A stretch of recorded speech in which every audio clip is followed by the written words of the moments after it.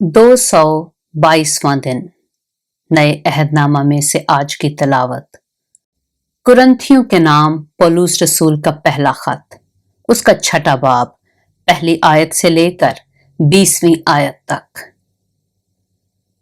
क्या तुम में से किसी को ये जुर्रत है कि जब दूसरे के साथ मुकदमा हो तो फैसला के लिए बेदीनों के पास जाए और मुकद्दसों के पास ना जाए? क्या तुम नहीं जानते कि मुकद्दस लोग दुनिया का इंसाफ करेंगे? बस जब तुमको दुनिया का इंसाफ करना है तो क्या छोटे से छोटे झगड़ों के भी फैसल करने के लायक नहीं?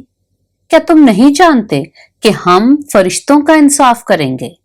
तो क्या हम दुनियावी मामले फैसल ना करें? बस अगर तुम में दुनियावी मुकदमे हों तो क्या उनको मुंसिफ मुकर्रर करोगे जो कलीसिया में हकीर समझे जाते हैं? मैं तुम्हें शर्मिंदा करने के लिए ये कहता हूं। क्या वाकई तुम में एक भी दाना नहीं मिलता जो अपने भाइयों का फैसला कर सके? बल्कि भाई भाइयों में मुकदमा होता है और वो भी बेदीनों के आगे। लेकिन दरअसल तुम में बड़ा नुक्स ये है कि आपस में मुकदमाबाजी करते हो। जुल्म उठाना क्यों नहीं बेहतर जानते?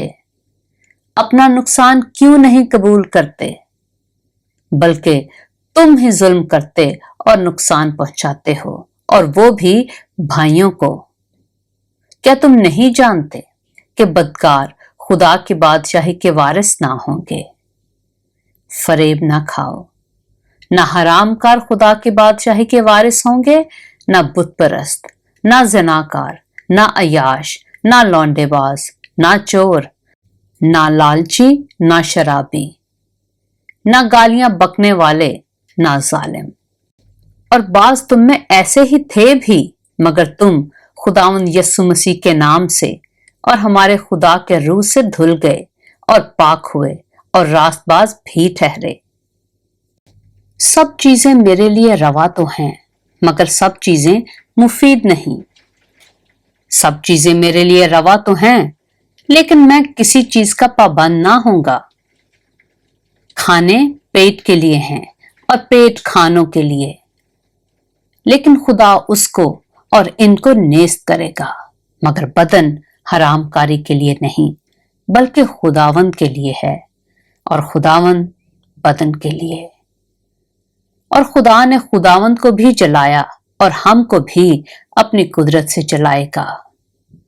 क्या तुम नहीं जानते कि तुम्हारे बदन मसीह के आज़ा हैं? बस क्या मैं मसीह के आज़ा लेकर कस्बी के आज़ा बनाऊं? हरगिज़ नहीं। क्या तुम नहीं जानते कि जो कोई कस्बी से सोहबत करता है वो उसके साथ एक तन होता है, क्योंकि वो फरमाता है कि वो दोनों एक तन होंगे। और जो खुदावंद की सोहबत में रहता है वो उसके साथ एक रूह होता है। हरामकारी से भागो। जितने गुनाह आदमी करता है वो बदन से बाहर हैं, मगर हरामकार अपने बदन का भी गुनहगार है। क्या तुम नहीं जानते कि तुम्हारा बदन रूह कुदस का मक़दस है जो तुम में बसा हुआ है और तुमको खुदा की तरफ से मिला है, और तुम अपने नहीं, क्योंकि कीमत से खरीदे गए हो। बस अपने बदन से खुदा का जलाल जाहिर करो। पाक कलाम के पढ़े और सुने जाने पर खुदावंद की बरकत हो।